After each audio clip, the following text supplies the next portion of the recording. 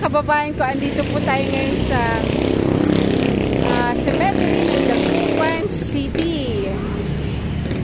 Ito po yung pinakamalaki na cemetery dito sa Dagupan. At ang nagmamay-ari, ang private po ito under sa Catholic churches. Papasyal po tayo ngayon mga kababayan ko.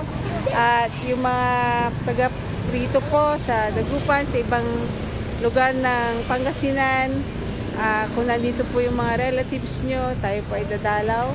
Meron din po tayo mga relatives din dito at tayo po ay pupuntahan po natin. Thank you very much. God bless everyone. See you later. Welcome to Filipino TV. Please subscribe. Maraming salamat po sa inyong